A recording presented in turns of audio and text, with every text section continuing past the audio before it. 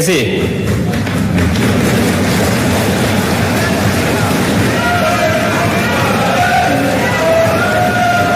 नेता प्रतिपक्ष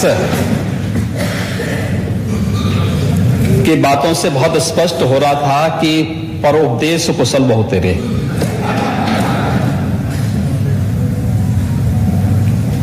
और उनको यह भी नहीं पता था कि वह जो बोल रहे हैं आखिर किसको बोलना चाहते हैं। इस प्रदेश में 4 बार समाजवादी पार्टी की सरकार रही है और मुझे नहीं लगता है कि 25 करोड़ जनता जो प्रदेश की है या देश की 135 करोड़ की आबादी में से कोई भी व्यक्ति जो राजनीतिक रूप से उनसे उपकृत होगा उनको छोड़ करके शेष कोई भी समाजवादी पार्टी को एक सही नजरिए से देखता होगा। National family health survey 4th और 5th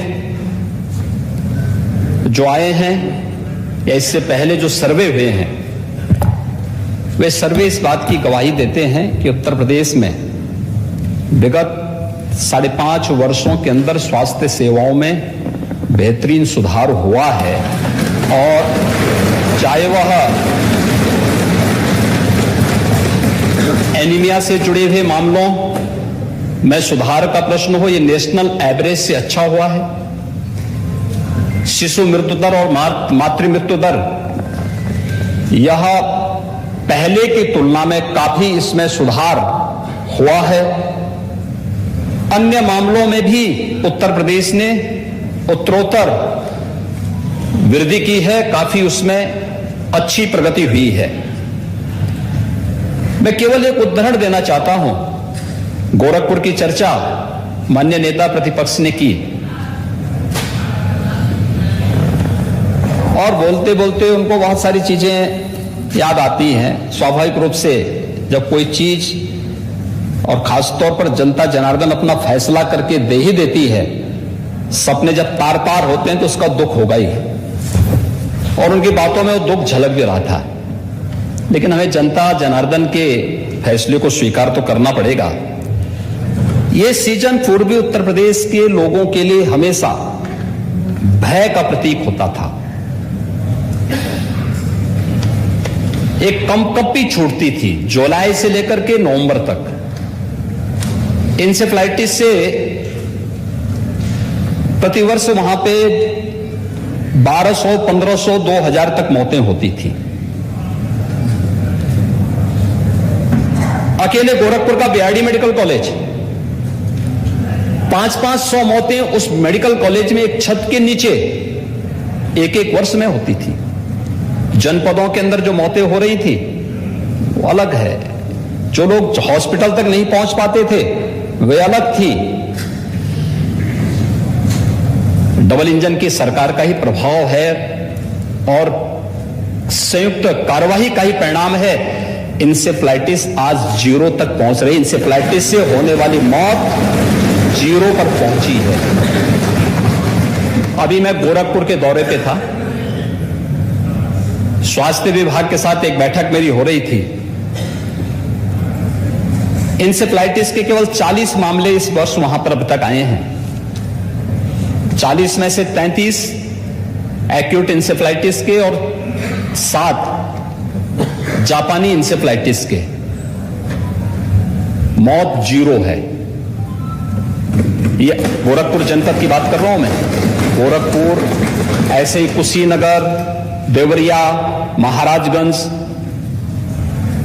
हमारे माता प्रसाद पांडे जी पूर्व अध्यक्ष जी का जनपद सिद्धार्थनगर या संत कबीर नगर, बस्ती, इधर देवीपाटन कमिश्नरी के जनपद, इन सभी जनपदों में बड़े पैमाने पर मौतें होती थी। लेकिन समाजवादी पार्टी सरकार एक भी बार अपनी संवेदना व्यक्त करने के लिए उन क्षेत्रों में उन मरीजों को मिलने तक कोई नहीं गया, क्योंकि फुर्सत ही नहीं थी। क्योंकि जो मरने वाले बच्चे थे, ये विषय उससे जुड़ा हुआ है, ये प्रश्न इससे जुड़ा हुआ है। मरे उन बच्चों का अगर किसी ने मदद की तो समाजवादियों ने मदद की। ये प्रश्न इससे जुड़ा हुआ है। समाजवादी पार्टी की सरकार दुर्भाग्य से इस प्रदेश में 4 बार थी और चारों बार कभी भी इंसेफ्लाइटिस से होने वाली हजारों मौतों पर कोई संवेदना समाजवादी पार्टी की सरकार महोदय यहाँ इलाज हो रहा है वो किसके बनाए हुए हैं? आप बोल रहे हैं इलाज हो रहा है वो किसके बनाए हुए हैं? आप बोल रहे थे वो इलाज हो रहा है वो किसके बनाए हुए हैं? सुनिए, आप बोल रहे थे कोई नहीं बोला। अब माननीय मुख्यमंत्री जी बोले, सुनिए। जब माननीय नेता यही बात बोल रहे थे, विपक्ष बोले तो कोई बीच में कोई किसी ने कोई व्यवधान नहीं किया, किसी ने कोई व्यवधान नहीं किया, नहीं कोई व्यवधान नहीं किया था। नेता सदन बोल रहे हैं, आप उसको सुनिए। आपने कोई प्रयास नहीं हुए। ये लोग दूसरों को उपदेश देते हैं। सच्चाई क्या थी? 2017 में, उससे 5 वर्ष पहले तो समाजवादी पार्टी की सरकार 2012 से 2017 तक थी। प्रदेश के सभी प्राथमिक स्वास्थ्य केंद्र बंद कर दिए गए थे। कोई डॉक्टर नहीं था, कोई डॉक्टर नहीं था। ज्यादातर सीएससी बंद के कगार पर थे। सुनिए नहीं, और यही नहीं, जनपद और जिला चिकित्सालयों की स्थिति भी कितनी दयनीय थी, जर्जर स्थिति थी। और आज मैं कह सकता हूं 108 एम्बुलेंस के रिस्पांस टाइम को इस सरकार ने और अच्छा करने का प्रयास किया है, उसमें सुधार हुआ है। आज सरकार के प्रयासों के परिणाम स्वरूप प्रदेश में 1 डिस्ट्रिक्ट 1 मेडिकल कॉलेज की तरफ हम लोग बढ़ रहे हैं। आज मैं कह सकता हूं उत्तर प्रदेश के अंदर डबल इंजन की सरकार का ही प्रभाव है और संयुक्त कार्रवाई का ही परिणाम है कि आज प्रदेश के 59 जनपदों में एक मेडिकल कॉलेज या तो बन चुका है या बनने की ओर अग्रसर है, उस पर कार्रवाई चल रही है। जो शेष 16 जनपद हैं उन पर भी इस कार्रवाई को सरकार आगे बढ़ाने का कार्य कर रही है। मेडिकल कॉलेज से उनको परहेज है, हॉस्पिटल की सुविधा से उन्हें परहेज है। और तो और कोरोना महामारी के दौरान पता नहीं नेता प्रतिपक्ष कहां गए थे, मुझे तो लगता है किसी ने, हम लोगों ने तो कभी नहीं देखा उनको बाहर निकलते हुए। 3-4 चरणों में दुर्भाग्य से इंसेफ्लाइटिस आई थी और उन 4 चरणों में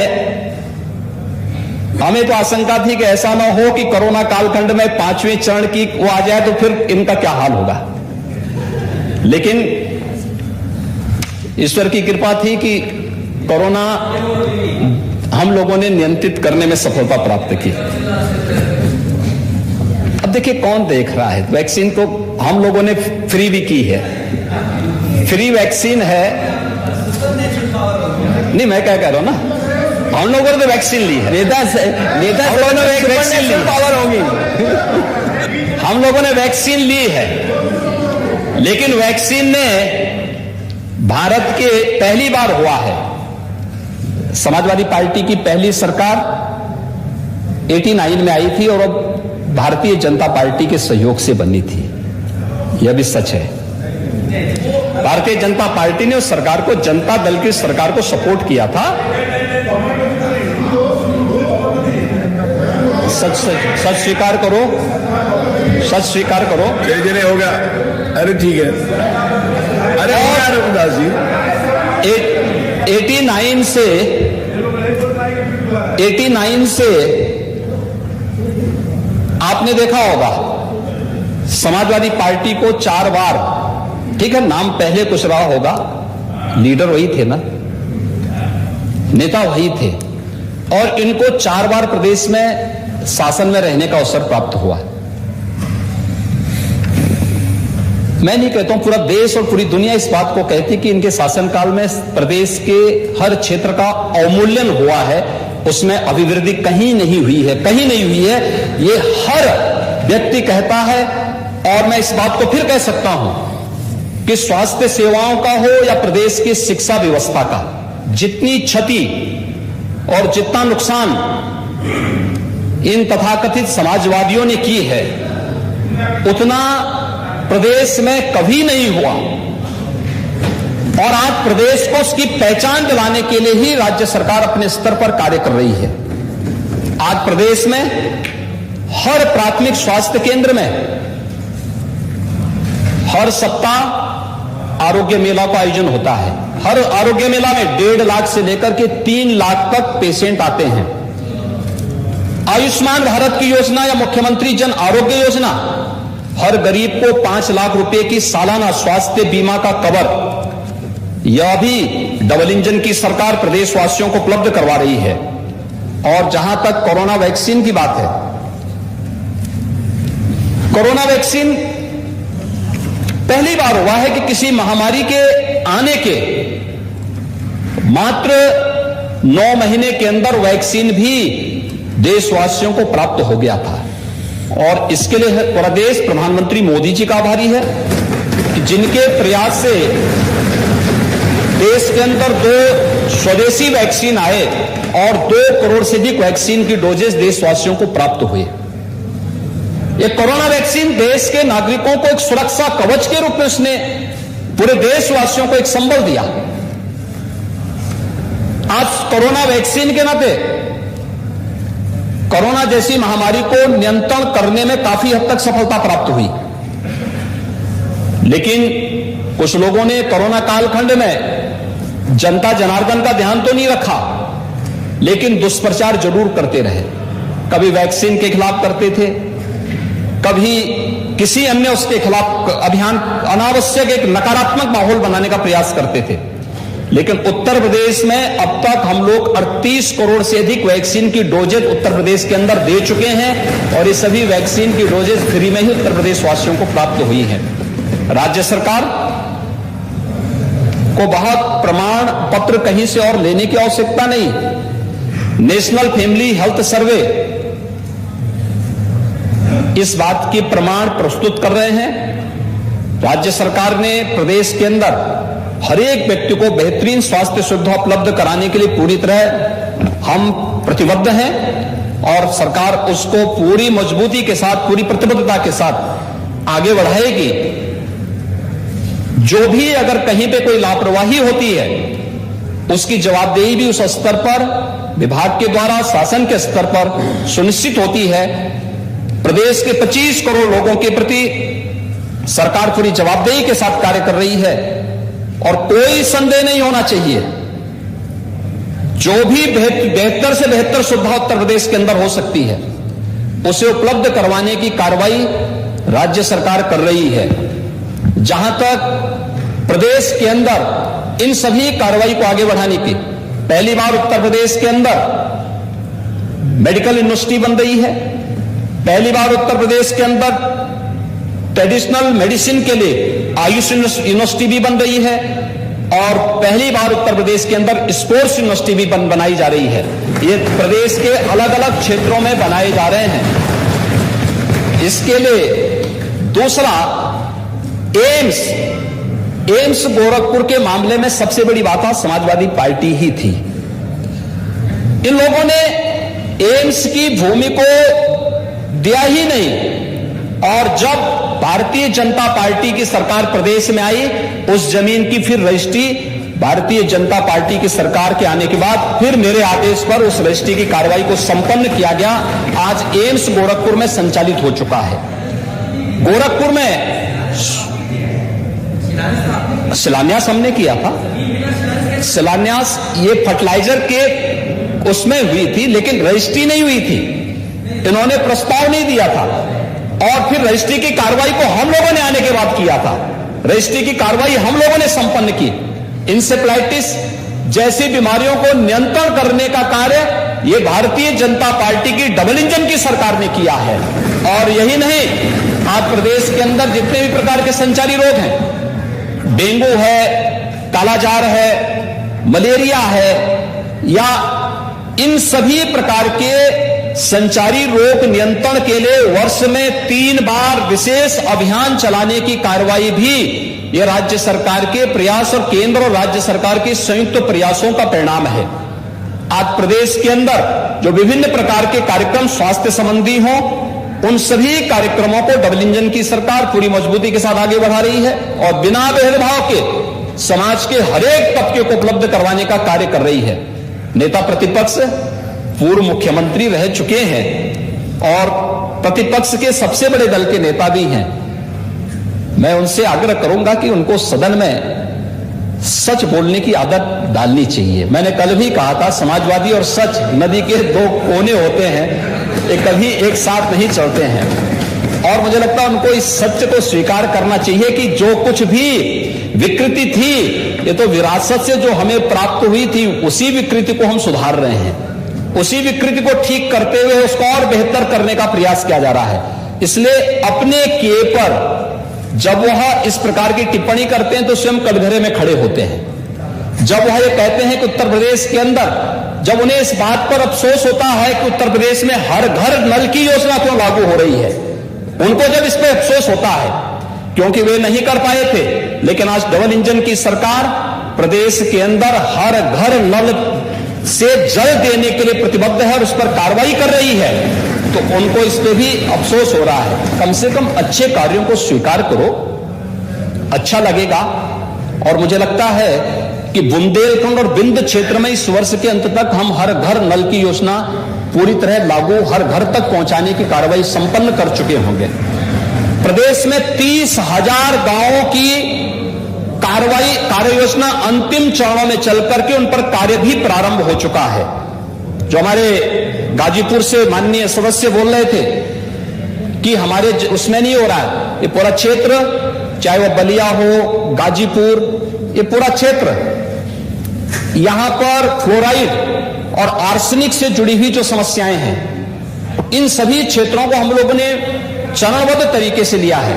आर्सेनिक, फ्लोराइड, इंसेफ्लाइटिस से ग्रसित क्षेत्र, या फिर उन क्षेत्रों में जो जहां पर खारा पानी की समस्या है, जो पहले से डार्क जोन में चिन्हित हैं, सरफेस वाटर हो या ग्राउंड वाटर हो, इसका बेहतरीन उपयोग करते हुए हर घर नल की योजना को लागू करने की कार्रवाई चल रही है।